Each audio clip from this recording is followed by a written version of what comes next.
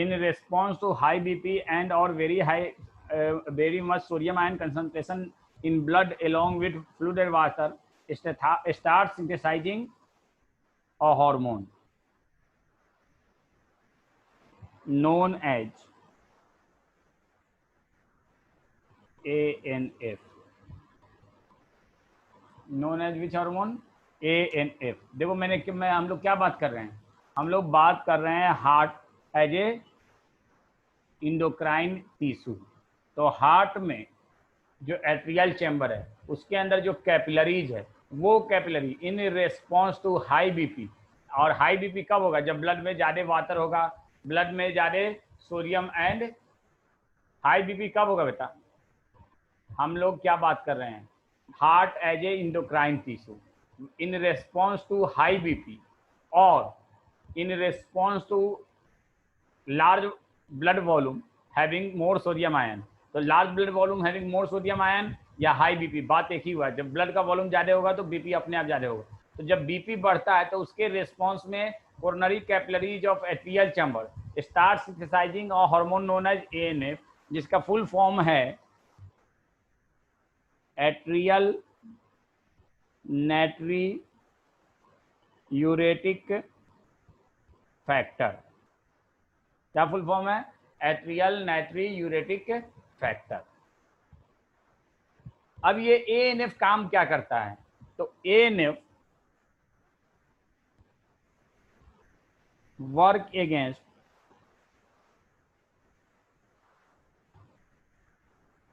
Rennin angiotensin mechanism.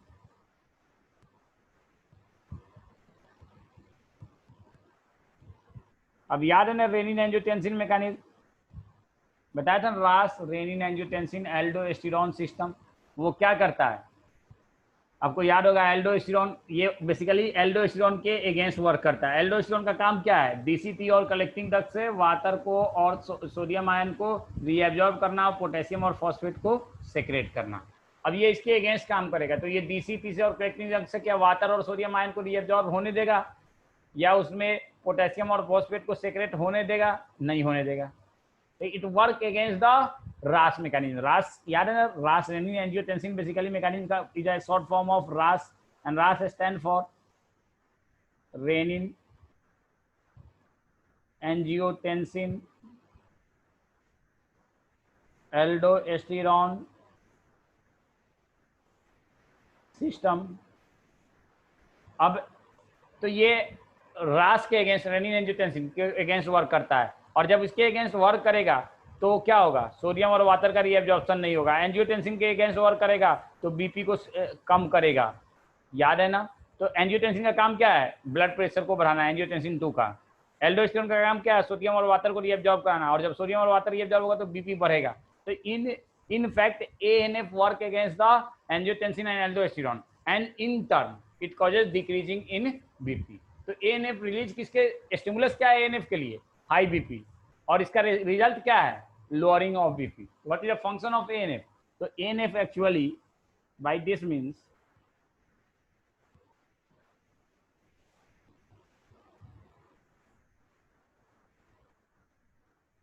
causes lowering of BP. तो ANF blood pressure को कम करता है। बात समझ में आई या नहीं आई? बात समझ में आई? बोलिए यस या नो में बोलिए, बात समझ में आई कि नहीं आई? बोल दो भाई, बात समझ में आई कि नहीं आई? चलो, तो समझ में आई तो आगे बढ़ते हैं। देखो, तो ये तो बात हो गई रेनिन की। हार्ट के हम एक बार फिर से रिकैप कर रहे थे, चूंकि बीच में बच्चे आए हैं बहुत सारे। तो मैंने क्या कहा कि हार्ट से के एट्रियल चैम्बर में जो कोरोनरी कैपिलरीज है, उस कोरोनरी कैपिलरीज पे जब हाई बीपी पड़ता है, हाई बीपी के रेस्पॉन्स में वो एक हार्मोन रिलीज करता है जिसका नाम है एट्रियल नाइट्री यूरेटिक फैक्टर। और ये हार्मोन किसके अगेंस्ट काम करता है? रास मैकेनिज्म के, renin angiotensin aldosterone system. Aldosterone के वर्क को नहीं करने देगा, एंजियोटेंसिन के वर्क को नहीं करने देगा, एंजियोटेंसिन 2 के। और इन दोनों का काम क्या है? Increasing the BP. तो ये क्या करता है? Decreasing the BP. इसका नाम एएनएफ क्यों है? तो ये भी सुन लो। इसका नाम के पीछे भी रीजन है। और बायोलॉजी में मैक्सिमम, बायोलॉजी क्या पूरे साइंस में जो नेम होते हैं, देखो एट्रियल चेम्बर से रिलीज हुआ सोर्स एट्रियल चेम्बर है। नेत्री मतलब क्या होता है, सोडियम। एट्रियल चैम्बर, जैसे एट्रियल नाम है, नेत्री मतलब सोडियम। सोडियम का लैटिन नाम क्या है, नेत्री, इसलिए तो एन इसका होता है। यूरेटिक मतलब यूरिनेशन। तो जब ये सोडियम को रीअब्जॉर्ब नहीं होने देगा तो हमारे यूरिन में सोडियम की क्वांटिटी बढ़ जाएगी कि नहीं, इसीलिए नाम है एट्रियल नेत्री यूरेटिक फैक्टर। यूरिन के अंदर सोडियम की क्वांटिटी को बढ़ा देता है, इसीलिए इसका नाम क्या है, एट्रियल नेत्री यूरेटिक फैक्टर। समझ में आ गया बात ना। तो this is about the ANF. अब नेक्स्ट जो हार्मोन है वो किडनी हार्मोन की बात करते हैं। किसकी बात करते हैं, किडनी की। Kidney hormone.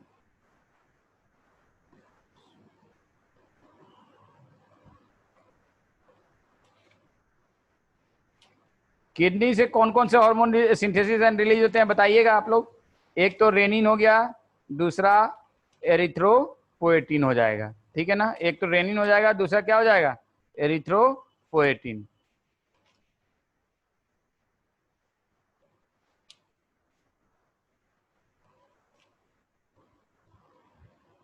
अब किडनी में देखो, आप लोगों ने चूंकि पढ़ा नहीं है, लेकिन थोड़ा सा मैं आइडिया दे देता हूं।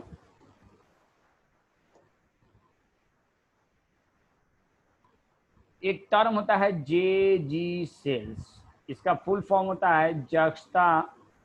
11th वाले बच्चे को बिल्कुल नहीं मालूम होगा, 12th वाले बच्चों को, जो ड्रॉपर होंगे उनको मालूम होगा। ग्लोमेरुलर सेल्स एक टर्म है, जे जी सेल, जक्स्टा ग्लोमेरुलर सेल्स, ठीक है। ये जक्स्टा ग्लोमेरुलर सेल्स क्या है, तो बेसिकली ये नेफ्रॉन से अटैच्ड एक स्ट्रक्चर है जो कि बनता है। जेजी सेल्स किस चीज से बनता है, तो जेजी सेल्स एक्चुअल में, JG cell actually a part of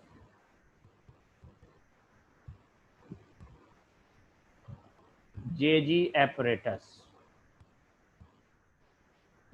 अब कहोगे सर ये जेजी एपरेटस क्या है, तो जेजी एपरेटस जो है और structure, JG apparatus is a structure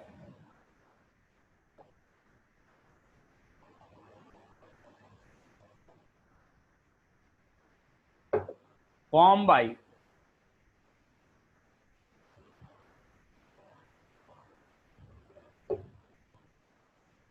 proximity between afferent arteriole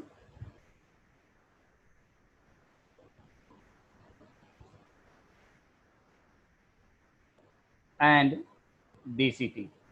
अब ये बात थोड़ा कम समझ में आ रहा होगा, 11th के बच्चों को तो बहुत ही कम समझ में आ रहा होगा, शायद जो बच्चे ड्रॉपर के हैं उनको समझ में आ रहा होगा। ठीक है, समझ में आ रहा है ड्रॉपर वाले बच्चों। देखो क्या होता है, ये नेफ्रॉन, चलो मैं बना देता हूँ, थोड़ा सा आइडिया दे देता हूँ। ये है नेफ्रॉन, क्या हो रहा है, ये क्या हो रहा है, ये क्या हो रहा है, ये है आपका प्यारा सा दुलारा सा नेफ्रॉन, ये है पीसीटी, ये है लूप ऑफ हेलने,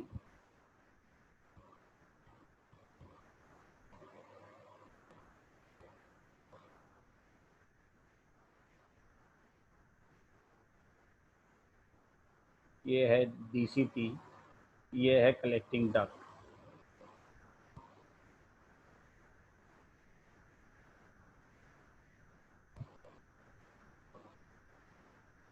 ठीक है, अब ये यहाँ पे एफेरेंट आर्टेरियोल ऐसे आया। एफेरेंट आर्टेरियोल और इफेरेंट आर्टेरियोल में डिफरेंस तो मालूम होगा ना। इफेरेंट आर्टेरियोल का ल्यूमेन साइज ऑलवेज स्मॉलर होगा, एफेरेंट आर्टेरियोल का लार्जर होगा। ये एफेरेंट आर्टेरियोल, ये इफेरेंट आर्टेरियोल है। और यहाँ पे ग्लोमेरुलर कैपिलर, इसको हम लोग दूसरे कलर से बना ले तो बेहतर रहेगा। ये है glomerular capillaries, this green one is the glomerular. अब जिनको नहीं मालूम है ग्लोमेरुलर कैपिलरीज, तो अभी मान लो कि ये ब्लड कैपिलरीज है और ये जिधर से खून जा रहा है ये एफेरेंट आर्टेरियोल, ये इफेरेंट आर्टेरियोल। ये कौन सा कहलाएगा? एफेरेंट। और ये क्या कहलाएगा? इफेरेंट। ज़्यादा घबराने की ज़रूरत नहीं है, जब हम लोग पढ़ेंगे excretive product and there elimination तो बहुत अच्छे से समझाएंगे। तो एफेरेंट आर्टेरियोल और ये आपका है डीसीटी। ये दोनों जहाँ पे एक साथ आ गया ना, तो इस रीजन को, जिसको हमने येलो से दिखाया, इस पूरे स्ट्रक्चर को हम क्या कहते हैं? जेजी एपरेटस। क्या कहते हैं? जेजी एपरेटस। अब इसके डिटेल के बारे में, अंदर इसका हिस्टोलॉजिकल स्ट्रक्चर जब हम लोग पढ़ेंगे क्या excretive product and there elimination, तो वहाँ समझेंगे। तो जेजी एपरेटस समझ गए? जेजी एपरेटस में ही जेजी सेल्स होता है, और जेजी सेल्स एक्चुअली में किसका पार्ट है? एफेरेंट आर्टेरियोल का। तो अगर हम मोर करेक्टली कहें तो JG cells is part of afferent arteriole of JG apparatus. अब ये पूरा डिटेल में नहीं समझ में आ रहा तो कोई बात नहीं, इसके लिए excretive product and there elimination का वेट कीजिए। अब ये इतना मान लीजिए। अब ये जेजी सेल जो होता है ना, it is a source of two hormones. JG cells are the source of two hormone. कौन से दो हार्मोन? तो देखिए,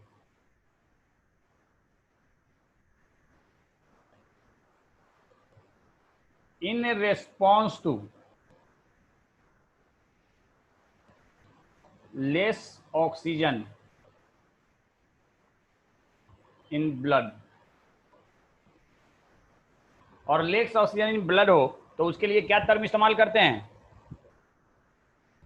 ब्लड में जब ऑक्सीजन की कमी हो तो उसके लिए क्या टर्म इस्तेमाल करते हैं? बताएंगे कोई? हाँ बिल्कुल, यूट्यूब पे ही लिया करूँगा। आज थोड़ी मेरी तबीयत डाउन है और मुझे पढ़ाने का मन भी कर रहा था, क्योंकि क्लास नहीं ले पाया था पिछला, इसलिए मैंने आज ऐसे अलीगढ़ में लॉकडाउन है। हाँ भाई, इन रिस्पॉन्स टू अनएरोबिक नहीं, अबे बेवकूफ़, बेटा मेरी आदत है बोलने की। बेवकूफ़ का मतलब यू आर नॉट अ बेवकूफ़, ठीक है ना? तो ये मत दिल पे मत लेना अर्जुमन। ये बताओ, लेस ऑक्सीजन इन ब्लड हो उसके लिए क्या टर्म इस्तेमाल करते हैं? हाइपोक्सेमिया। क्या टर्म इस्तेमाल करते हैं? हाइपोक्सेमिया।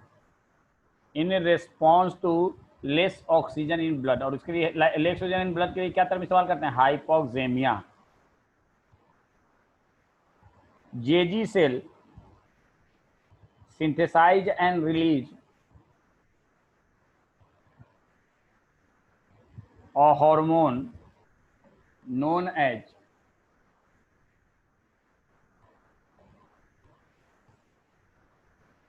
एरिथ्रोपोएटिन। तो आपसे पूछा जाए कि एरिथ्रोपोएटिन के का स्टिमुलस क्या है? एरिथ्रोपोएटिन हाइपोक्सेमिया, HYPOXEMIA, हाइपोक्सेमिया, हाइपोक्सेमिया, सिंगल ओ, डबल ओ नहीं। इन रेस्पॉन्स टू हाइपोक्सेमिया, HYPOXE नहीं, हाइपोक्सेमिया, देखो लिखा हुआ है स्क्रीन पे। तो हाइपोक्सेमिया के रेस्पॉन्स में हमारा जेजी सेल क्या, कौन सा हार्मोन सिंथेसिस एंड रिलीज करता है? बताओ भाई, कौन सा? बोलो। एरिथ्रोपोएटिन। उसी तरह से in response to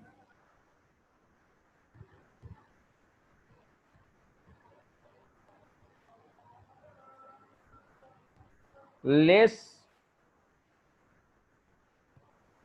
filtrate per unit time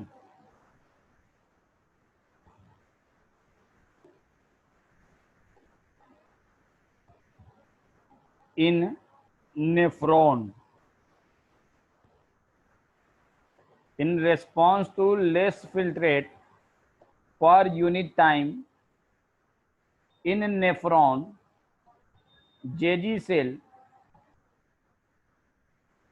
synthesize and release a hormone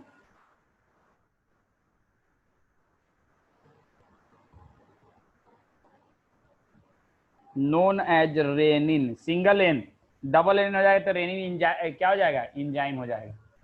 तो आप देखो जेजी सेल दो हार्मोन कर रहा है, एक हार्मोन एरिथ्रोपोएटिन, दूसरा हार्मोन रेनिन। रेनिन कब? जब नेफ्रॉन के अंदर फिल्ट्रेट, नेफ्रॉन के अंदर फिल्ट्रेट क्या होगा, ये होगा, ये फिल्ट्रेट है, दिस इज द फिल्ट्रेट को हम इस कलर से दिखाते हैं, दिस इज द फिल्ट्रेट। तो in response to less filtrate, ये फिल्ट्रेट है, इसको हम दूसरे कलर से दिखाएं तो ज़्यादा अच्छे से आपको समझ में आएगा। रुक जाइए 1 मिनट।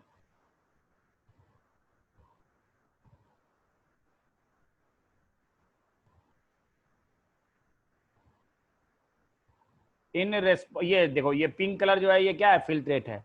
अगर फिल्ट्रेट पहले से नॉर्मल से कम आता है तो यहाँ पे फिल्ट्रेट नॉर्मल से कम आएगा जेजी एपरेटस में, और जब नॉर्मल से कम फिल्ट्रेट आता है तो उसके रेस्पॉन्स में कौन सा हार्मोन सिंथेसिस रिलीज होता है, बताओ भाई, कौन सा? रेनिन। और ये दोनों ब्लड में जाता है। तो एरिथ्रोपोएटिन के लिए स्टिमुलस कुछ और है और रेनिन के लिए स्टिमुलस कुछ और है। तो एरिथ्रोपोएटिन का रेस्पॉन्स कुछ और होगा, रेनिन का रेस्पॉन्स कुछ और होगा। होता क्या है, अब एरिथ्रोपोएटिन का काम क्या है, what is the function of erythropoietin? तो एरिथ्रोपोएटिन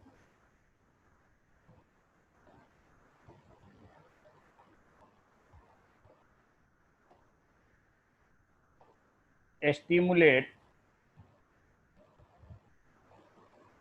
बोन मैरो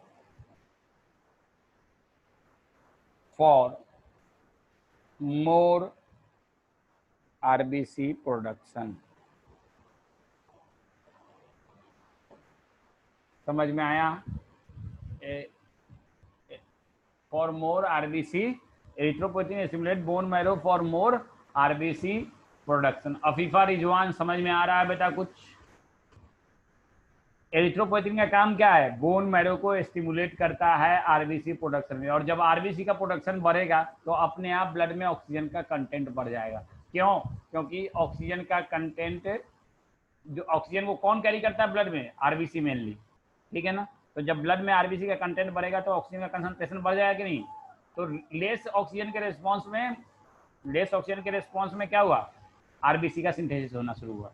कोई दिक्कत, एनी प्रॉब्लम बोलो, up to here any problem? अगर है तो बता दो।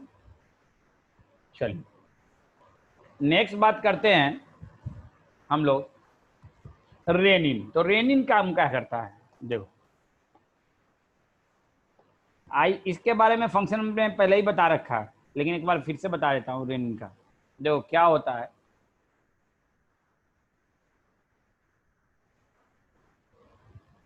रेनिन कहाँ से, जेजी सेल से।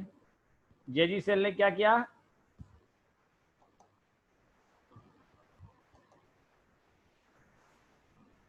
जेजी सेल ने सिंथेसिस एंड रिलीज किया रेनिन। रेनिन जो है ना, हमारे लीवर से ऑल द टाइम एक हार्मोन, एक केमिकल पैदा होता रहता है जिसका नाम है एंजियोटेंसिनोजेन,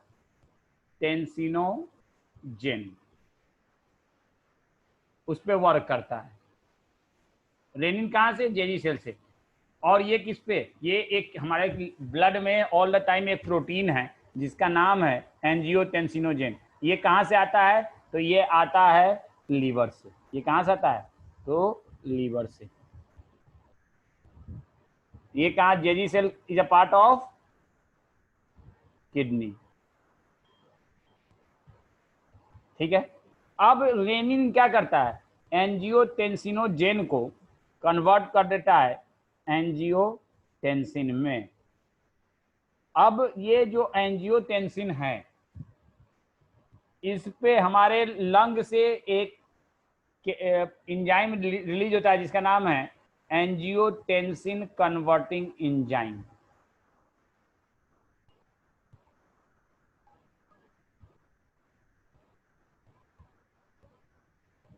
एंजियोटेंसिनोजेन को एंजियोटेंसिन 1 में, पूरा नाम लिखो इसका, एंजियोटेंसिन 1 में कौन कन्वर्ट किया, रेनिन। और रेनिन ने जब एंजियोटेंसिन 1 बना दिया तो एंजियोटेंसिन 1 पे एंजियोटेंसिन कन्वर्टिंग एंजाइम जिसका सोर्स है जिसका सोर्स है लंग, जिसका सोर्स है लंग। कौन सा? लंग।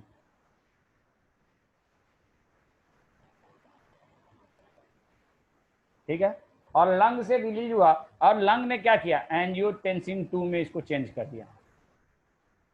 ये पहले भी हम बता चुके हैं, एक बार फिर से मैं बता रहा हूं, किसमें चेंज कर दिया, एंजियोटेंसिन 2 में। एंजियोटेंसिन 2 का अपना बहुत सारा काम है, जैसे कि ये इंक्रीज इन बीपी कराता है, इंक्रीज इन सिंपैथेटिक एक्टिविटी कराता है।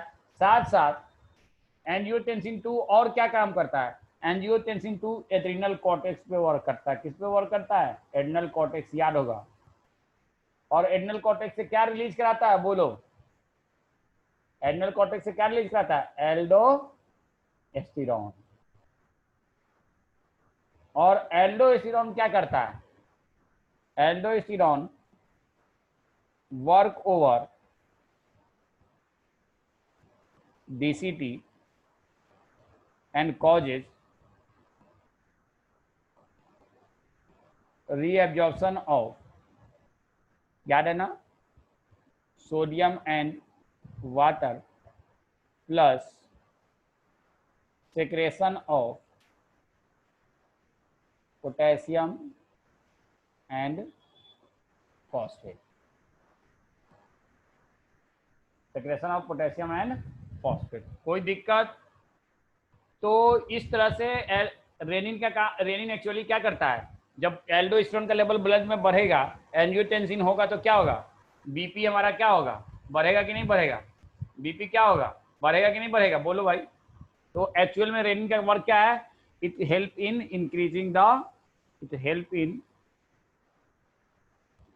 Increasing the BP. अभी बताया था ना, ANF का काम क्या है, डिक्रीजिंग द बीपी, और इसका काम क्या है, इंक्रीजिंग द बीपी। तो हमने देख लिया किडनी के दो हार्मोन है, कौन कौन से, एरिथ्रोपोएटिन एंड, कौन से, erythropoietin, number 1 erythropoietin and number 2 renin. तो समझ गया बात को। अब हम लोग बात करेंगे कुछ और हार्मोन से related. Agonistic and antagonistic hormone बताया था आप लोगों को, याद है, एगोनिस्टिक एंड एंटागोनिस्टिक हार्मोन्स, याद है कि नहीं है, whether I have told you agonistic और एंटागोनिस्टिक हार्मोन और नॉट, भाई बोल दो, बताया था ना, याद है ना। तो एगोनिस्टिक हार्मोन के 4 एग्जाम्पल हम आपको, या 3 एग्जाम्पल आप हम लोग को बताइए, एक एग्जाम्पल पहले बताइए, कोई 2 हार्मोन जो एगोनिस्टिक, एगोनिस्टिक का मतलब क्या हुआ, चलिए थोड़ा सा हम लोग डिस्कस करते हैं, आइए जल्दी जल्दी इसको हमने, क्योंकि अब ये मैकेनिज्म ऑफ एक्शन से पहले इसको बताना जरूरी है। हार्मोन्स में एगोनिस्टिक हार्मोन, ऐसा हार्मोन जो सेम तरह का काम करे उसको हम क्या कहते हैं, एगोनिस्टिक हार्मोन। तो इसके एग्जाम्पल बताइए, तो एग्जाम्पल्स में नंबर 1 में कोई एक एग्जाम्पल बताइए। Insulin and glucagon, they are the antagonistic hormone. देखो, एगोनिस्टिक हार्मोन का मतलब हुआ ऐसा हार्मोन जो सेम डायरेक्शन में काम करे। एगोनिस्टिक हार्मोन, देखो 2 टर्म होता है, एक होता है, इसीलिए मैंने कहा ना कि तुम लोग को आधा अधूरा नॉलेज है, या एक है टर्म एगोनिस्टिक हार्मोन और दूसरा है term antagonistic hormone. you people are talking about the antagonistic hormone. Antagonistic hormone work in opposite direction,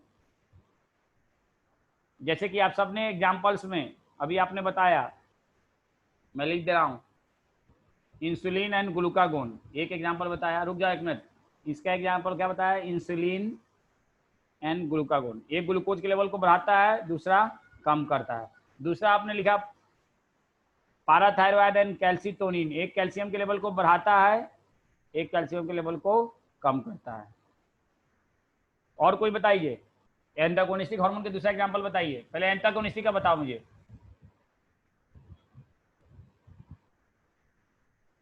एक और एग्जांपल बताओ एंटागोनिस्टिक का, give me one example further for antagonistic. MSH and melatonin, yes, MSH and melatonin. एक pigmentation को बढ़ाता है, एक कम करता है। कौन बढ़ाता है? एमएसएच। मेलाटोनिन क्या करता है? पिगमेंटेशन को कम करता है। दूसरा कोई बताइए एंटागोनिस्टिक हार्मोन के example. Give me other example of antagonistic hormone.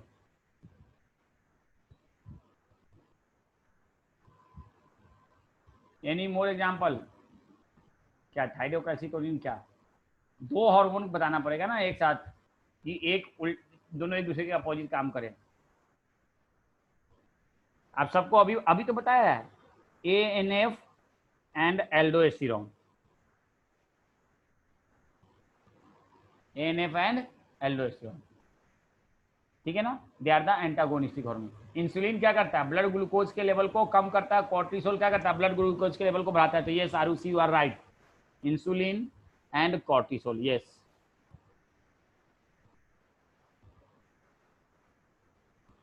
ठीक है, चलिए गुड। गैस्ट्रिन, अरे वाह, रमेश कमर। अरे यार रामीश कमर, आर यू बॉय और गर्ल? रमीश कमर, मुझे नहीं मालूम, सॉरी फॉर दैट। रमीश कमर, रमीश, चलिए जो भी है। देखिए बिल्कुल सही आंसर दिया, गैस्ट्रिन एंड जीआईपी।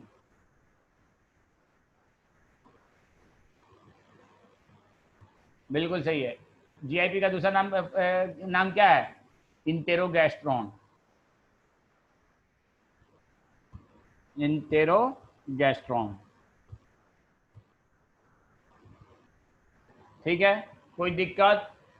तो ये सब किसके एग्जाम्पल है? एंटागोनिस्टिक। एंटागोनिस्टिक हार्मोन का मतलब होता है ऐसा हार्मोन जो अपोजिट डायरेक्शन में काम करे। जैसे इंसुलिन का लेवल काम क्या है? ब्लड ग्लूकोज को कम करना। ग्लूकागोन का काम क्या है? ब्लड ग्लूकोज को बढ़ाना है। पैराथायरॉइड का काम क्या है? ब्लड कैल्शियम को बढ़ाना। कैल्सिटोनिन का काम क्या है? ब्लड कैल्शियम को कम करना। एमएसएच का काम क्या है? ब्लड पिगमेंटेशन को बढ़ाना। मेलाटोनिन का काम क्या है? पिगमेंटेशन को कम करना। एएनएफ का काम क्या है? बीपी को कम करना। एल्डोस्टेरोन का काम क्या है? बीपी को बढ़ाना। इंसुलिन का काम क्या है? ब्लड ग्लूकोज को कम करना। कोर्टिसोल का काम क्या है? ब्लड ग्लूकोज को बढ़ाना। गैस्ट्रिन का काम क्या है? गैस्ट्रिक जूस के सेक्रेशन को बढ़ाना। जीआईपी का काम क्या है? गैस्ट्रिक जूस के सेक्रेशन को कम करना। Any problem? एगोनिस्टिक हार्मोन का मतलब सेम डायरेक्शन में। जैसे कि अली साहबुद्दीन ने एक एग्जांपल लिखा है, क्या?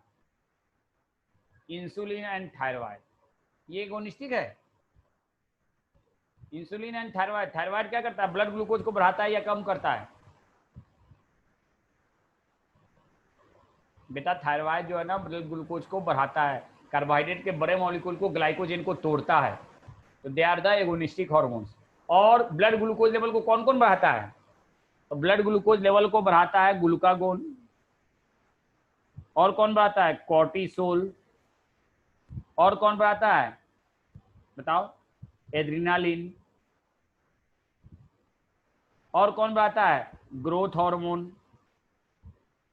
ठीक है ना? तो ये सब कौन से हार्मोन हो गए? एगोनिस्टिक हार्मोन हो गए। कैटेकोलेमिन्स, एड्रेनालिन, कैटेकोलेमिन हो गया, ठीक है ना? तो they all causes increase in blood glucose level, तो they are the example of agonistic. तो ग्लूकागोन, कॉर्टिसोल, एड्रेनालिन, ये सब ब्लड ग्लूकोज लेवल को all increases the blood glucose level. दूसरा कोई एग्जांपल बताइए। जैसे कि किसी ने लिखा एस्ट्रोजन एंड प्रोजेस्टेरॉन, बिल्कुल सही है। एस्ट्रोजन एंड प्रोजेस्टेरॉन दोनों क्या करता है? दोनों यूट्राइल लाइनिंग को थिक करता है, यूट्रस के लाइनिंग को थिक करता है। और जब यूट्रस की लाइनिंग ठीक होती है तो प्रेगनेंसी के लिए यूट्रस को तैयार करता है। तो they are the agonistic hormone. और कोई एग्जांपल बताइए, any more example? Prolactin and oxytocin, नहीं देखो इसको हम एगोनिस्टिक नहीं कर सकते हैं। क्यों? क्योंकि प्रोलैक्टिन मिल्क सिंथेसिस सेक्रेशन को कराता है और ऑक्सीटोसिन मिल्क इजेक्शन को कराता है। Prolactin and HPL, prolactin and HPL, क्योंकि ऑक्सीटोसिन दूध बाहर निकालता है और प्रोलैक्टिन दूध बनाता है। तो बनाना और बाहर निकालना दोनों एक चीज थोड़े हो गया। समझ रहे ना बात को? एक दूध बनाता है, एक दूध बाहर निकालता है। जबकि prolactin and HPL, human placental lactogen, जो कि कहां से बेसिकली प्लासेंटा से बनता है, दोनों का काम क्या? दूध बनाना। तो ये दोनों HPL, human placental lactogen, they are the agonistic hormone. और कोई बताओ एगोनिस्टिक हार्मोन के एग्जांपल? देखो तुम लोगों ने कुछ लिखा है? Any more example of prolactin agonistic hormone? BP को कौन बढ़ाता है? बीपी को बढ़ाने वाले कौन कौन से हैं? तो बीपी को जो बढ़ाता है वो है रेनिन, वो है एल्डोस्टेरोन, वो है एडीएच, ठीक है, वो है एड्रेनालिन या नॉरएड्रेनालिन या कैटेकोलेमिन, ये सब बीपी को बढ़ाता है। ये ठीक है ना, तो ये सब क्या हो गया, इंक्रीजेस बीपी। तो ये सब एगोनिस्टिक हार्मोन के एग्जांपल हो गए। किसी पार्टिकुलर फंक्शन के रेस्पेक्ट में अगर वो सारे काम कराता है तो वो क्या कहलाएंगे, एगोनिस्टिक हार्मोन। समझ में आ रहा है मेरी बात? तो ये बात हो गई। अब आइए हार्मोन के क्लासिफिकेशन में बताया था ना, पेप्टाइड हार्मोन, प्रोटीनियस हार्मोन, बताया था कि नहीं? Water soluble hormone, lipid soluble hormone बताया था कि नहीं बताया था? बोल दो भाई, एक बार बता दो, याद है ना? तो मैकेनिज्म ऑफ एक्शन को समझने के लिए इस चीज को रिकॉल करना बहुत जरूरी है। तो मैकेनिज्म ऑफ एक्शन को समझो हार्मोन के।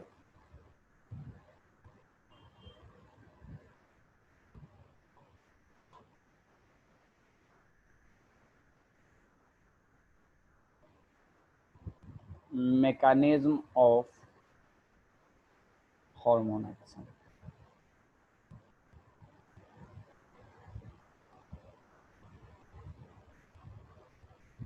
ठीक है।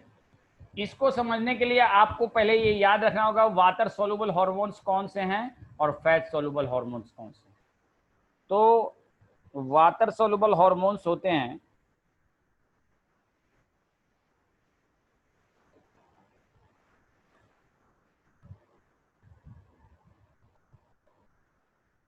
Proteinaceous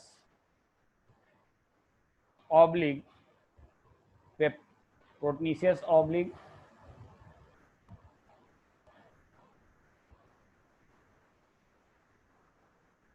peptide hormones.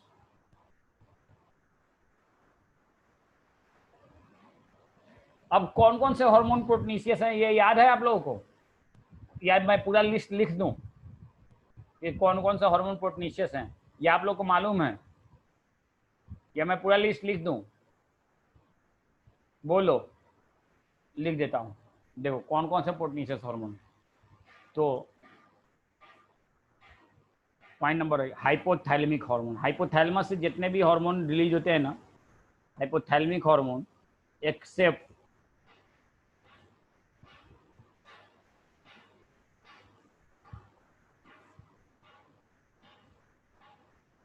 GHRIH करें, एक्सेप्ट GHRIH और सोमैटोस्टैटिन। सारे हाइपोथैलेमस के हार्मोन जो है ना 11 में से 10 क्या है, प्रोटीनियस है या पॉलीपेप्टाइड है, ठीक है ना, पेप्टाइड हार्मोन। दूसरा pituitary gland hormone, pituitary gland hormone कौन सा, पिट्यूटरी ग्लैंड हार्मोन। ये भी क्या है, बोलिए, ये क्या है, ये भी प्रोटीनियस हैं। उसके बाद कौन से, जितने भी पिट्यूटरी ग्लैंड से हार्मोन रिलीज होते हैं ना, जो भी आपको याद है, MSH, TSH, ग्रोथ हार्मोन, ठीक है ना, सारे के सारे FSH, LH, सारे के सारे क्या हैं, प्रोटीनियस हार्मोन। उसके बाद आइए पैंक्रिएटिक हार्मोन, पैंक्रियाज से जितने भी हार्मोन रिलीज होते हैं, insulin, glucagon, pancreatic polypeptide, even except somatostatin, ठीक है। उसके अलावा इसके बाद आप कौन सा हार्मोन कहोगे, तो थाइमोसिन, पाराथॉर्मोन, कैल्सिटोनिन, ये सब कौन से हैं, ये सारे के सारे प्रोटीनियस हार्मोन है। कैल्सिटोनिन, और कौन से होंगे, हो गए ऑलमोस्ट सारे जितने भी हार्मोन है। इसके अलावा रेनिन, इसके अलावा insulin like growth factor, insulin like growth factor कहाँ से रिलीज होता है, लीवर से, IGF। ये कौन सा ग्लैंड करता है insulin like growth factor, liver. IGF insulin like ये भी एक हार्मोन है जो कि लीवर से सिंथेसिस रिलीज होता है, लाइक ग्रोथ फैक्टर। उसके अलावा और कौन से? एरिथ्रोपोएटिन। तो ये सारे कौन से हैं? Proteinaceous hormone. इसके अब वाटर सॉल्युबल हार्मोन में दूसरा कौन सा आता है? तो दूसरा आता है कैटेकोलिमिन्स। पहला हार्मोन हो गया प्रोटीनियस और पेप्टाइड, दूसरा हो गया catecholamine. They are also water soluble. Catecholamines में आपको मालूम है ना कौन कौन से?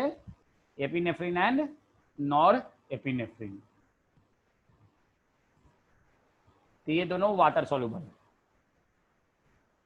तो बताइए, याद रखना है, ये फन के लिए नहीं बता रहा हूं, ये बिल्कुल याद रखना है। एपिनेफ्रिन एंड नॉर एपिनेफ्रिन पढ़ लोगे ना, थोड़ा सा मेरी हैंडराइटिंग कभी कभी इंटरनेशनल हो जाती है बीइंग अ डॉक्टर, और इस पे लिखना भी कभी कभी मुश्किल हो जाता है। एपिनेफ्रिन, ठीक है। अब आइए लिपिड सॉल्युबल। पहला तो हमने वाटर सॉल्युबल देखा, अब दूसरा देखते हैं लिपिड सॉल्युबल हार्मोन कौन से हैं।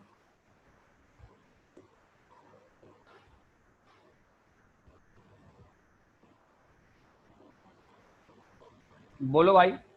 तो सारे पॉइंट नंबर ए में स्टेरॉयड हार्मोन्स।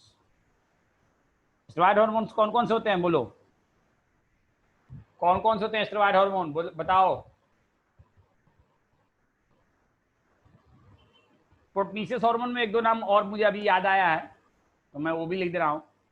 एरिथ्रोपोएटिन के अलावा इसमें लिख लो HPL, human placental lactogen, relaxin, ये सब भी प्रोटीनियस हार्मोन है। हाँ बोलो एनीवन। स्टेरॉयड हार्मोन्स कौन कौन से होते हैं?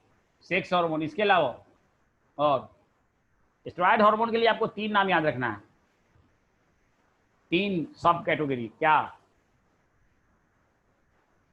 ग्लूकोकॉर्टिकॉइड्स,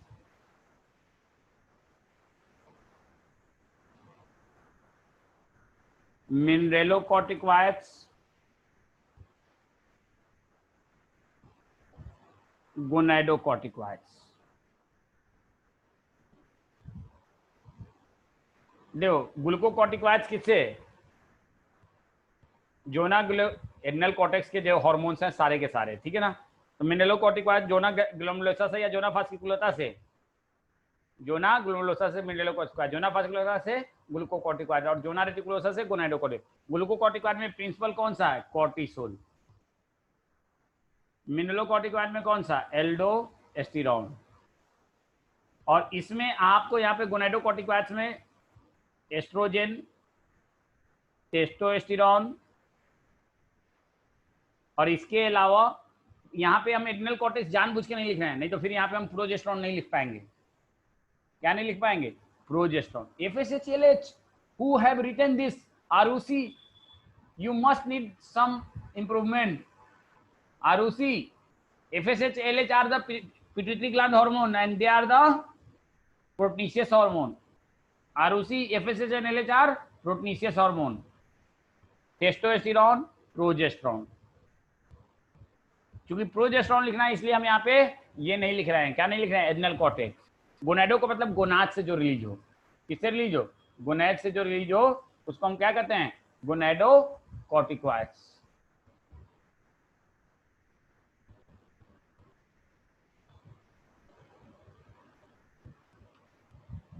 समझ रहे हैं मेरी बात को? Are you getting my point? क्या बेटा आफीफा, समझ में आ रहा है आपको? Any problem? बोलिए, यू हैव एनी प्रॉब्लम? देखिए, तो ये सब लिपिड सॉल्युबल हार्मोन्स हैं। ये सब कौन से हार्मोन्स हैं? लिपिड सॉल्युबल हार्मोन्स हैं। अब दूसरा जो है नेक्स्ट, इसके अलावा लिपिड सॉल्युबल हार्मोन्स में कौन से आते हैं? Thyroid hormone,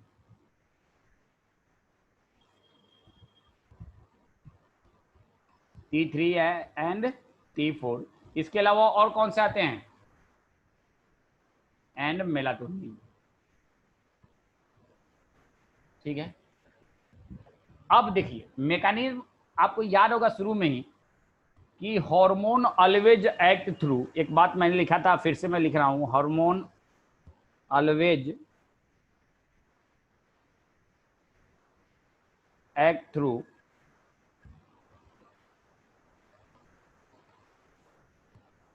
receptor. Hormone always act through receptor, ये आप सबको मालूम है कि हार्मोन रिसेप्टर के जरिए काम करता है। Always act through receptor. अब आइए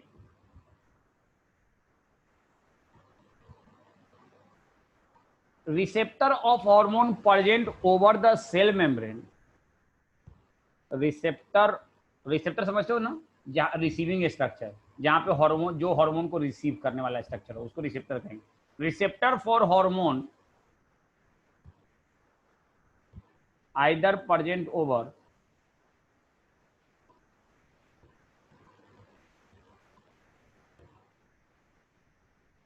सेल मेम्ब्रेन और एंड और इंट्रासेलुलरली।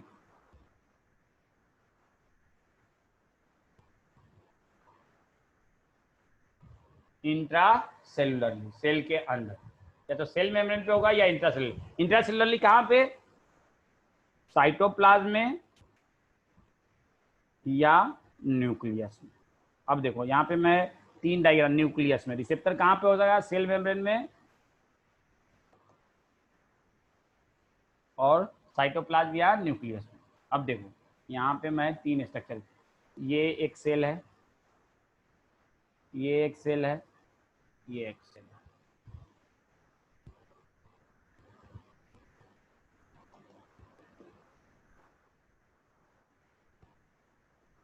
मान लो, ठीक है। अब इस सेल में, यहाँ पे इस सेल में एक रिसेप्टर यहाँ पे, ये इनका न्यूक्लियस है।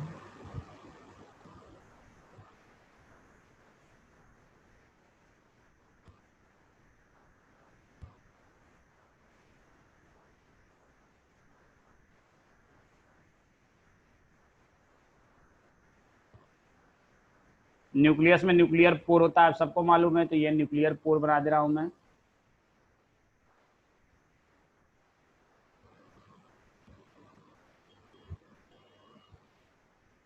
ठीक है,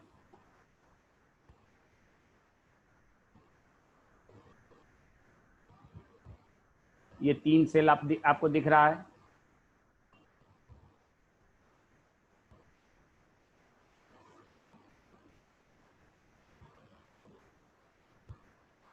ठीक है, अब न्यूक्लियस के अंदर जेनेटिक मटेरियल होगा, क्रोमोसोम, तो ये क्रोमोसोम हो गया, क्रोमोसोम ग्रीन कलर से क्रोमोसोम या डीएनए। ठीक है, एक रिसेप्टर, रिसेप्टर को मैं यहाँ ब्लू कलर से बना रहा हूँ। एक रिसेप्टर जैसे कि सेल मेम्ब्रेन पे है, एक टाइप का रिसेप्टर कहाँ पे होता है? सेल मेम्ब्रेन पे, हार्मोन के लिए। दूसरा रिसेप्टर हार्मोन के लिए कहाँ हो सकता है? साइटोप्लाज्म में। कहाँ पे है? साइटोप्लाज्म में। तीसरा रिसेप्टर कहाँ पे है? न्यूक्लियस में। अब देखो, जो पेप्टाइड हार्मोन है या जो भी वाटर सॉल्युबल हार्मोन है, water soluble hormone always work over the surface receptor और cell membrane receptor. Water soluble hormone always work over the cell membrane receptor, whereas fat soluble hormone always work intracellularly receptor, intracellular receptor, या तो cytoplasmic receptor या nuclear receptor. पहली बात तो ये याद रखना कि water soluble hormone work over the cell membrane surface receptor, whereas fat soluble hormone work either over the cytoplasmic receptor और न्यूक्लियोप्लाज्मिक रिसेप्टर। पहली बात तो ये याद रखना, भूलोगे ये। Water soluble hormone work over the, लिखो, ये बात भूलने की नहीं है। Water soluble hormone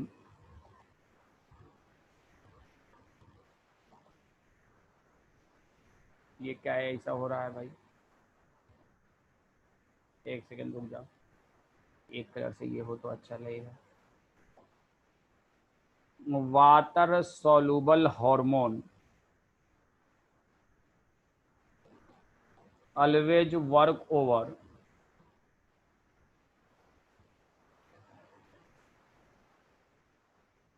surface receptor और ब्रैकेट में चाहो तो और या ऑब्लिक करके cell over the receptor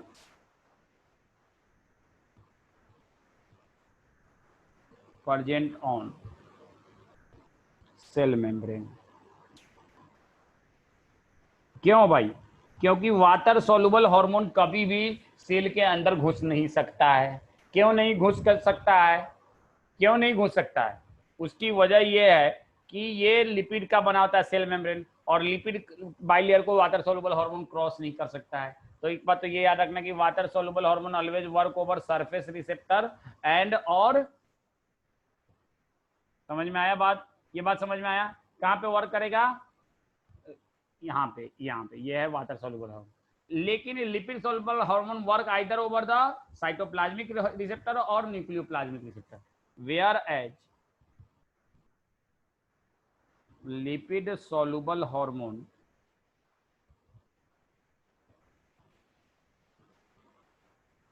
work over cytoplasmic oblique nucleoplasmic receptor.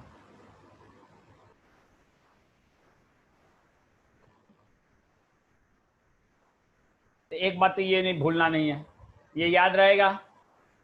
समझ रहे हो बात को? लिपिड सॉल्युबल हार्मोन आसानी से सेल मेम्ब्रेन को क्रॉस कर जाएगा और या तो साइटोप्लाज्मिक रिसेप्टर पे अटैच होगा, depend upon type of hormone, या और हर एक हार्मोन के लिए, for every hormone, every individual hormone there are a specified type of receptors present in a cell. ये नहीं कि जो रिसेप्टर क्या कहते हैं एफएसएच के लिए वही रिसेप्टर एलएच के लिए भी है, जो रिसेप्टर इंसुलिन के लिए वही रिसेप्टर ग्लूकागॉन के लिए। Every hormone have a unique receptor either over the cell membrane or intracellular. तो ये बात भी याद रखना है। नेक्स्ट पॉइंट जो याद रखना है, every hormones have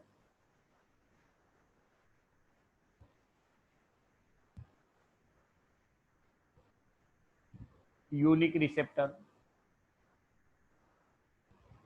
either over the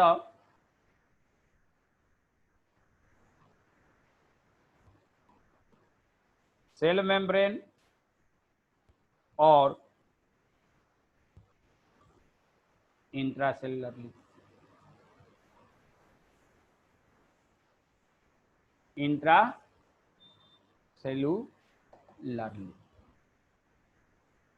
ठीक है। तीसरी बात जो याद रखनी है,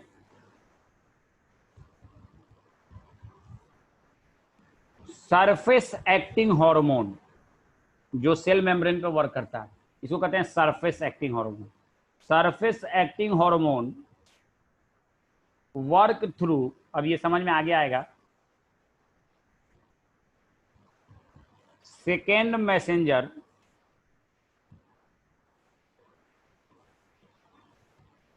and work for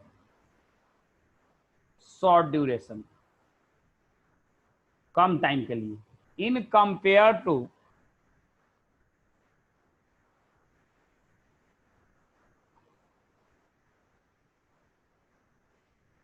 intracellular hormone. ये आगे समझ में आएगा, which not work through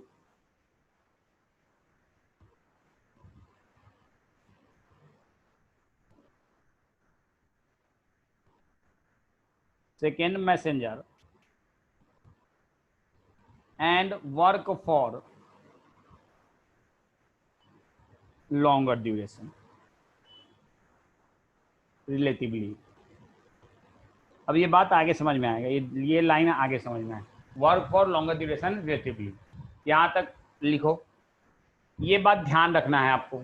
surface और एक्टिंग हार्मोन जो है ना सेकेंड मैसेंजर सिस्टम के जरिए काम करता है। अब ये सेकेंड मैसेंजर सिस्टम क्या होता है आगे अभी डिस्कस करेंगे, लेकिन जो इंट्रासेलुलर हार्मोन है वो सेकेंड मैसेंजर सिस्टम के थ्रू नहीं काम करेगा।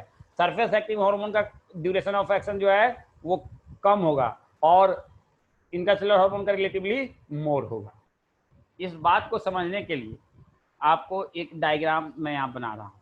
मान लो एड्रेनालिन क्या है, सरफेस एक्टिंग हार्मोन है या इंट्रासेलुलर हार्मोन है, बताओ तो। एड्रेनालिन कौन सा हार्मोन है, सरफेस एक्टिंग हार्मोन या इंट्रासेलुलर हार्मोन? बोलो, adrenaline is a surface acting hormone और इंट्रासेलुलर हार्मोन? एनीवन? अभी बताओ, मैंने बताया था कैटेकोलेमाइन वाटर सॉल्युबल है या फैट सॉल्युबल है? कैटेकोलेमाइन वाटर सॉल्युबल है या फैट सॉल्युबल है, बोलो भाई। तो ये सरफेस एक्टिंग होगा या इंट्रासेलुलर होगा? फिर यही गड़बड़ न कर देते हो। तो मान लो एक एग्जांपल लेते हैं एड्रेनालिन का, इसका एग्जांपल लेते हैं। ये एक सेल है, ठीक है। इस सेल के ऊपर यहाँ पे ये एक रिसेप्टर है,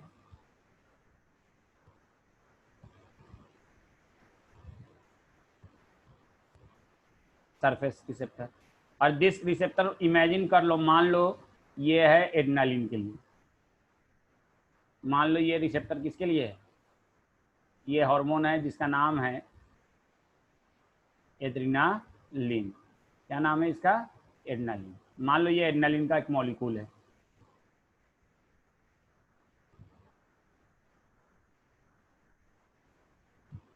suppose imagine this is the molecule of adrenaline.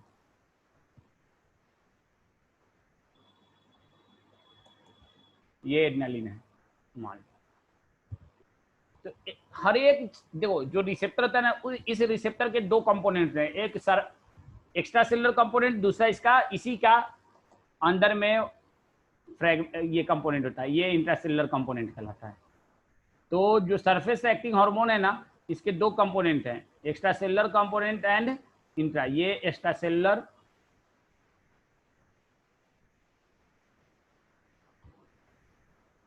Component इस रिसेप्टर का, सेल के बाहर वाला, और इसी से अटैच ये इंट्रासेलुलर कंपोनेंट। इसको समझने के लिए समझो बात को, इस बात को, कंपोनेंट। अब जब एड्रेनालिन इस पे वर्क करता है तो क्या होता है? एड्रेनालिन वर्क करेगा ना, तो ये जो इंट्रासेलुलर कंपोनेंट है इसमें चेंजेज आएगा। और ये चेंजेस क्या करता है ना, इसके अंदर में, अब हमको डिटेल में नहीं समझना है, जो हमें सेकेंड मैसेंजर सिस्टम को समझना है उसको समझाने के लिए बता रहा हूँ। इसके अंदर में एक अलग इनएक्टिव इंजाइम रहता है जिसका नाम है, ये एक इनएक्टिव इंजाइम का अटैच है किससे? सेल मेम्ब्रेन से। और इस इनएक्टिव इंजाइम का नाम क्या है? इस इनएक्टिव इंजाइम का नाम है, there is a inactive enzyme, और इस इनएक्टिव इंजाइम का नाम है एडिनाइल साइक्लेज। अब होता क्या है, जब एड्रेनालिन इस पे अटैच होता है ना, तो ये इंट्रासेलुलर कंपोनेंट में चेंजेज आता है। There is a changes in when adrenaline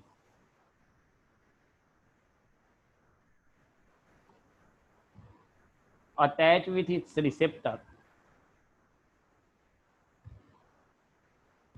with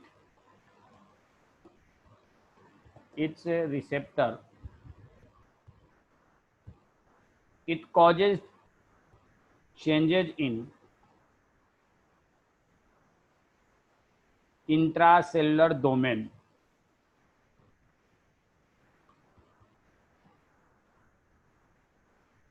और ये इंट्रासेलुलर डोमेन में जो चेंजेज होता है, that lead to activation of enzyme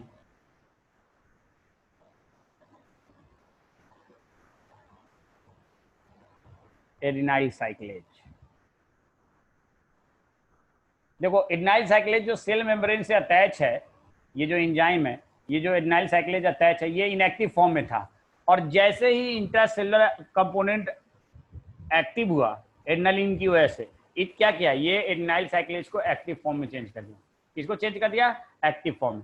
और एक्टिवेटेड एड्रेनालिन साइक्लेज क्या किया, ये समझो। तो एक्टिवेटेड, ये समझ में आ रहा है, ये या नो बोले तो,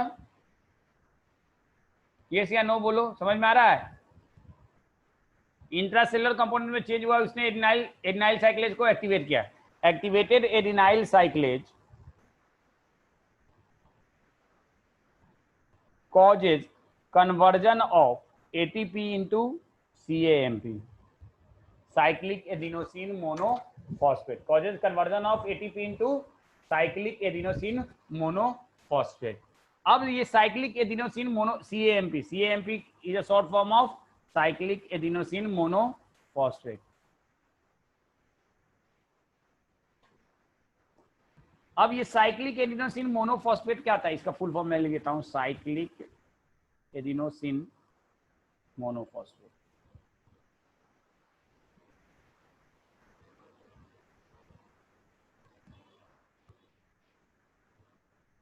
ये क्या करता है, it causes activation of another enzyme, activation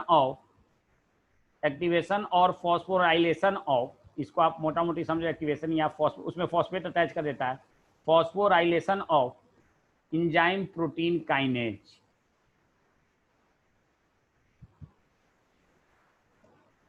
enzyme protein kinase, enzyme protein kinase क्या करता है, activation of enzyme protein kinase.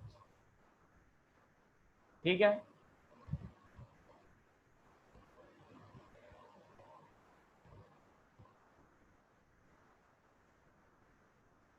ये प्रोटीन काइनेज क्या करता है, दिस प्रोटीन काइनेज कॉजेज, इसको क्यों मैं लिख रहा हूं, ये याद करने की जरूरत नहीं, चाहो तो कर लेना तो अच्छी बात है। कॉजेज कौन सा, दिस एक्टिवेटेड, इसको ऐसे लिखें, this activated protein kinase causes activation of other enzymes. देखो अब यहां पे बेसिकली जो हो रहा है, फर्स्ट मैसेंजर कौन है, फर्स्ट मैसेंजर कौन है, hormone, hormone is a first messenger.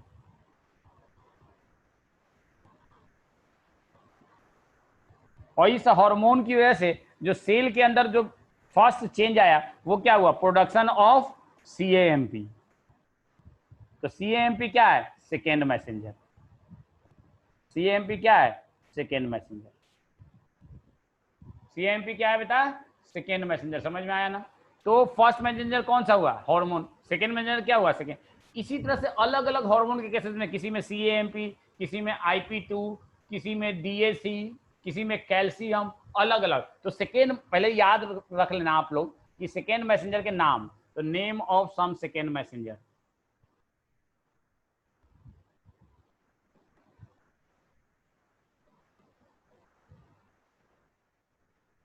CAMP, कुछ केसेस में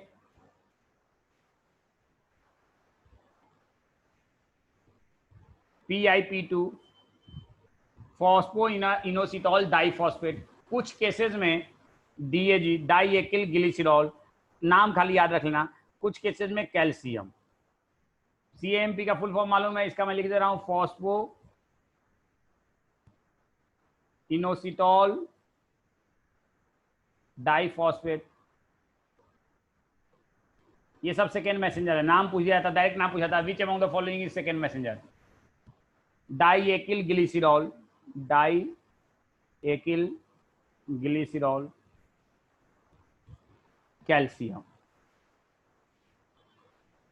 अब एक चीज और भी मैंने क्या लिखा कि surface vacuum work through second में और work for shorter duration. Shorter duration से पहले एक चीज समझो, कास्केड फिनोमेना। अब देखो हमने क्या किया, एक एड्रेनालिन आया, उस एक एड्रेनालिन ने क्या किया, इसको समझो ऐसे, एक ये आपके एनसीईआरटी में भी दिया है, cascade phenomena, surface acting hormone work through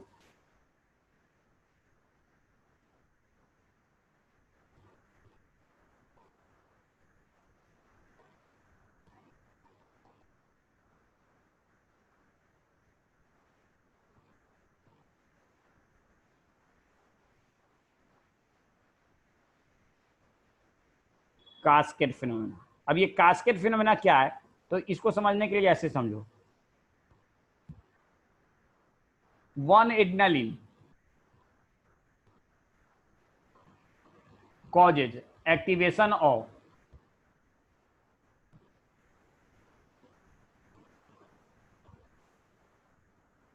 10 adenyl cyclase.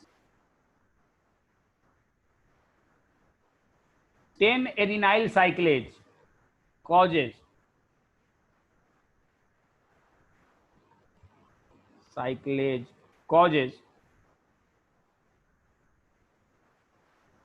production of 100 CAMP. 100 CAMP causes, cyclic adenosine CAMP causes activation of 1000 protein kinase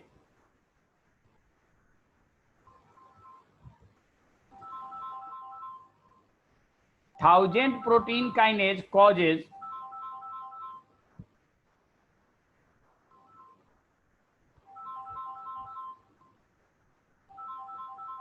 activation of 1 lax enzyme. तो हर स्टेप पे आपको क्या दिख रहा है कि एवरी स्टेप पे नंबर ऑफ मॉलिक्यूल बढ़ रहा है कि नहीं बढ़ रहा है, इसी को कहते हैं कास्केड फिनोमेना। हर एक स्टेप पे नंबर ऑफ मॉलिक्यूल बढ़ता है। तो सरफेस एक्टिंग हार्मोन हर स्टेप पे क्या करता है, नंबर ऑफ मॉलिक्यूल को बढ़ाता है। इस प्रोसेस को क्या कहते हैं हम लोग, बोलो, cascade phenomena. Surface acting hormone work through cascade phenomena. समझ में आया बात?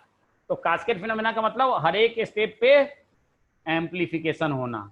तो कास्केड फिनोमेना समझ में आया? यस या नो बोलो, बोलो भाई, कास्केड फिनोमेना समझ में आया? बोलो यार। चलो गुड गुड।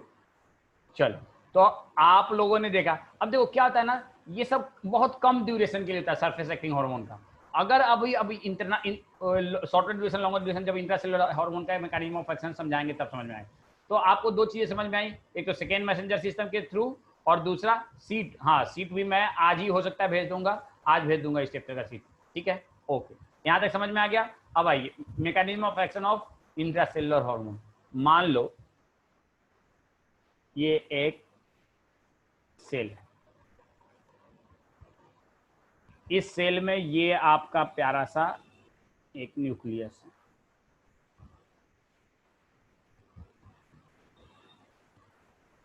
इस न्यूक्लियस में न्यूक्लियर पोर्स हैं।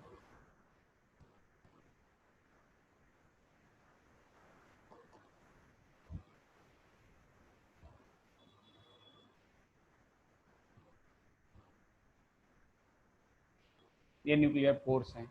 इसके अंदर क्या है, ठीक है ना? इसके अंदर क्या है, इसके अंदर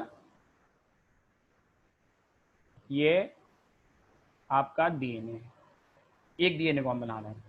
अब एक हार्मोन है जो कि इंट्रासेलुलर हार्मोन है, और इसके लिए ये रिसेप्टर है।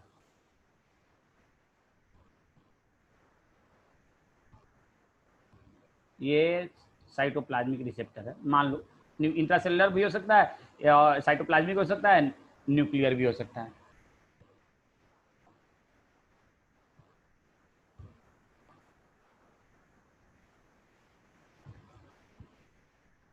ठीक है, अब क्या होता है, एक हार्मोन है जो कि क्या है, इंट्रासेलुलर है। मान लो कौन सा, जैसे सपोज करो, एक एग्जांपल हम आपको इंट्रासेलुलर हार्मोन का, मान लो स्टेरॉयड हार्मोन है, कोई सा भी एंड्रोजन है। तो ये एंड्रोजन है, ये ऐसे आता है, ऐसे आया, ऐसे आया एंड्रोजन।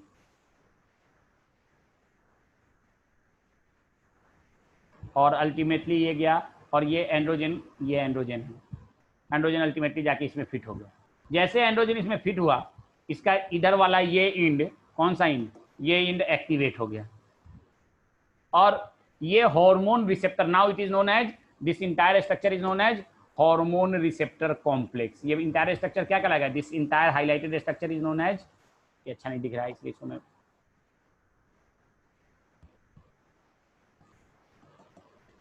रुक जाओ एक मिनट, मुझे बनाने दो फिर से।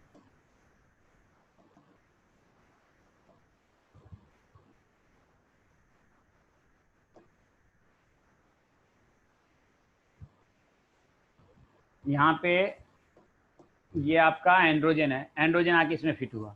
Now this entire structure is known as hormone receptor complex. Hormone receptor complex का में एक चीज यहाँ पे फिट हो गया, ये हार्मोन रिसेप्टर जैसे कॉम्प्लेक्स बना ना, यहाँ पे ये वाला इंड, कौन सा इंड, ये वाला इंड, ये एक्टिवेट हो गया, ये एक्टिवेट हो गया। अब ये क्या आता है, ये hormone receptor complex first of all enter into nucleus through nuclear port. तो hormone receptor complex first of all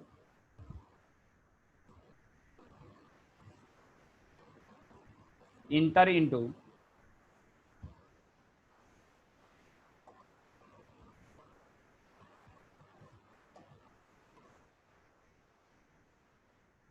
nucleus through nuclear pore and attached to a particular gene by activated end। कौन से end, activated end, attach to a particular gene by a activated end, और जैसे activated end से particular gene को, and then causes either activation or deactivation of that gene. तो ये hormone receptor complex उस gene से अटैच हो जाएगा और उस जीन का क्या करेगा, एक्टिवेशन है और डीएक्टिवेशन, दोनों में से कुछ भी, depend upon type of hormone receptor complex. तो जिस जो एक्टिवेटेड इंड है उसके जरिए अटैच होता है। बात समझ में आया। तो जो जब जीन में कोई चेंजेज आता है तो ये लॉन्ग टर्म के लिए होता है, और जब जीन में चेंजेस नहीं आता तो ये शॉर्ट टर्म के लिए। इसीलिए इंट्रासेलुलर हार्मोन हमेशा जीन में चेंजेस आता है, इसीलिए ये लॉन्गर ड्यूरेशन तक काम करता है, जबकि एक्स्ट्रा सेलुलर हार्मोन जो है ना वो शॉर्टर ड्यूरेशन के लिए काम करता है। समझ, इसमें कोई सेकेंड मैसेंजर सिस्टम नहीं होता है, इसमें कोई सेकेंड मैसेंजर सिस्टम नहीं है, इसमें कोई सेकेंड मैसेंजर सिस्टम नहीं है, जबकि उसमें सेकेंड मैसेंजर सिस्टम है। उसमें कास्केड फिनोमेना होता है, इसमें कोई कास्केड फिनोमेना नहीं होता है। ये लॉन्ग ड्यूरेशन एक्टिंग होता है, वो शॉर्ट ड्यूरेशन एक्टिंग होता है। समझ में आया, आ गया बात, बोल दो यस या नो, बोल लो भाई, नहीं बोलोगे मत बोलो, चलो गुड। तो this is about the end of this chapter. अब आप लोग इस चैप्टर को पढ़िएगा, कल हो सकता है मैं फिर क्लास लूंगा। और अब बताइए कौन सा चैप्टर शुरू करें आप लोगों का, बोलिए तो आप लोग कौन सा चैप्टर शुरू करें। हो सकता है कल यूट्यूब पे ही क्लास लेंगे।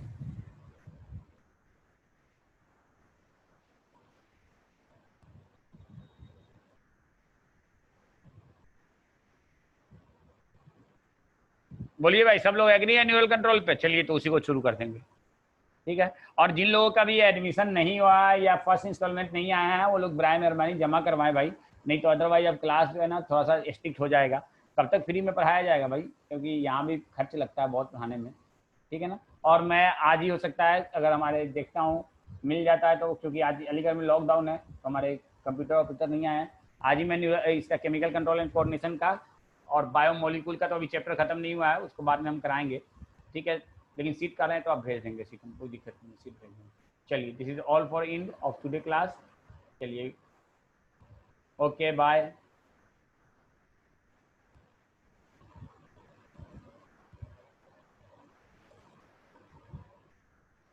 अल्लाह हाफिज़।